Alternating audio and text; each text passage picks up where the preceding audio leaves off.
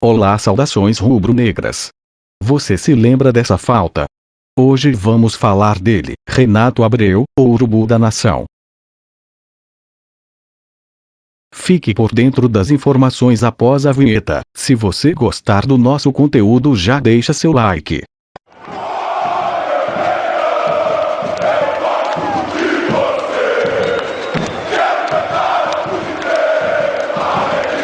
Renato iniciou a carreira em Santa Catarina, como atacante do Marcílio Dias. Curiosamente, em seu primeiro jogo como profissional, ele deu um carrinho no zagueiro adversário e foi expulso. Depois de trabalhar no Marcílio Dias, foi contratado pelo Joinville. Em 2000, ingressou no União Barbarense, clube de futebol do interior de Santa Bárbara do Oeste. Antes de se transferir para o Guarani, ele marcou 2 gols pelo clube. Um ano depois, chegou ao Guarani, onde ainda não tinha prestígio no país. Em 4 de maio de 2000, ele estranhamente marcou 2 gols pelo time bugrino, em uma partida contra o Flamengo, que foi válida pela Copa do Brasil. Devido ao excelente desempenho na equipe do Guarani, ele foi contratado pelo Corinthians em 2001. Renato jogou pelo Corinthians e conquistou o torneio Rio-São Paulo, a Copa do Brasil e o Campeonato Paulista. No Corinthians, fez o gol olímpico contra o maior adversário do clube, o Palmeiras, mas não conseguiu se firmar no clube, que acabou de perder o meia Ricardinho. Depois de não se tornar um jogador valioso para o Corinthians em 2005, Renato decidiu mudar de clube e decidiu defender o Flamengo. Como a escalação do clube já contava com o Renato Augusto, ele passou a se chamar Renato Abreu. Na temporada de 2005, quando Renato veio para o Flamengo, o time rubro-negro deu o máximo para não ser rebaixado no Campeonato Brasileiro. Não é tão ruim para a mudança de carreira, mas naquele time rubro-negro fraco, Renato é uma das poucas pessoas que consegue se destacar e jogar um bom futebol. Renato especializou-se nas cobranças de falta, que muitas vezes garantiram vitórias importantes para o time rubro-negro. Mesmo não sendo atacante, Renato foi o artilheiro da equipe do Flamengo, em 2005. Em 2006, o jogador foi um dos líderes que conquistou a Copa do Brasil, e por meio de chutes fortes, fora da área, fez muitos gols decisivos, que o tornaram o artilheiro do ano do time. No Campeonato Brasileiro, embora o Flamengo não estivesse em primeiro lugar, Renato foi indicado como o Bola de Ouro pela revista Placa R no encerramento da temporada. E o prêmio Bola de Prata, melhor meio-campista, terminou o ano sendo o jogador que mais atuou pelo clube, participando de 59 das 68 partidas do clube na temporada. No dia 10 de julho de 2007, o Al Nassr, dos Emirados Árabes Unidos, anunciou a contratação de Renato. Renato permaneceu no clube por 2 temporadas. E, em 2008, defendeu as cores do Al-Shabaab, também dos Emirados Árabes Unidos. Em meados de 2008, surgiram novos rumores de que Renato poderia retornar ao Flamengo, mas essa expectativa não se confirmou novamente, então Renato continuou morando nos Emirados Árabes Unidos. Porém, em meados de 2010, devido ao seu status no clube, Renato finalmente concordou em retornar ao Flamengo. Curiosamente, como já aconteceu antes, Renato volta a fazer parte de um time cheio de problemas e que luta para não ser rebaixado. Nesta volta ao clube, não jogou tão bem como na primeira passagem, mas no último minuto, fez alguns gols decisivos. Devido ao seu jogo, foi importante para a permanência do Flamengo na Série A. No início de 2011, Renato permaneceu no Flamengo, que contratou muitos reforços para o meio-campo. Renato acabou voltando para uma outra posição, mesmo jogando de volante, e às vezes na esquerda. Apesar das mudanças na posição Renato, embora sua atuação não tenha sido tão boa como antes, ele ajudou o Flamengo a vencer o invicto Campeonato Carioca 2011. No dia 5 de setembro de 2011, Renato foi convocado pela primeira vez à seleção brasileira pelo então técnico Mano Menezes para a disputa da Copa Roca. Em 9 de março de 2012, Renato foi diagnosticado com cardiopatia e necessitou de cirurgia. No dia seguinte, Renato foi operado com sucesso e poderá voltar a jogar futebol.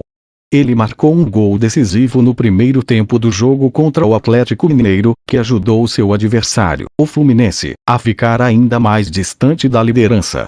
Mas Leonardo empatou aos 12 minutos do segundo tempo e o jogo terminou empatado em 1-1 na Batalha do Independência.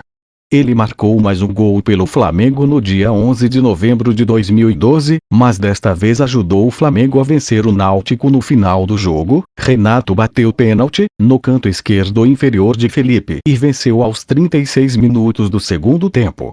O contrato com o Flamengo foi renovado no dia 3 de janeiro e durou até o final de 2013. Até 2 de julho de 2012, ele havia jogado 235 vezes pelo Flamengo e marcado 63 gols com a camisa rubro-negra. 38 deles de bolas paradas, 15 de pênalti, 22 de falta e 1 olímpico. Em 2013, ele marcou contra o Olaria, que foi seu primeiro gol do ano. No jogo marcou 2 gols pelo Flamengo, um deles, belo gol de cobrança de falta. No dia 14 de abril, ele marcou 2 gols no clássico contra o Fluminense na vitória por 3-1. No Raulinho de Oliveira, Renato ultrapassou o Renato Gaúcho com 70 gols e 2 gols, e fez parceria com Silva Batuta para se tornar o 39º maior artilheiro da história do clube. Na vitória por 2-1 sobre o Campinense na Copa do Brasil, ele marcou 2 gols. Perdeu um pênalti contra a Ponte Preta em 29 de maio de 2013, embora o jogo estivesse 1-0 para o adversário.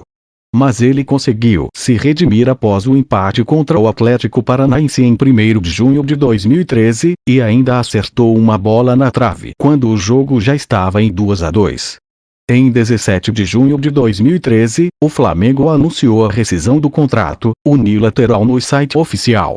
O contrato com o Flamengo termina no final deste ano, e o acordo para a saída do jogador ocorreu no mesmo dia da apresentação do técnico Mano Menezes. No entanto, embora o presidente Eduardo Bandeira de Melo e o vice-presidente de futebol Valim Vasconcelos nem tenham mencionado o caso no discurso de Mano na Gávea.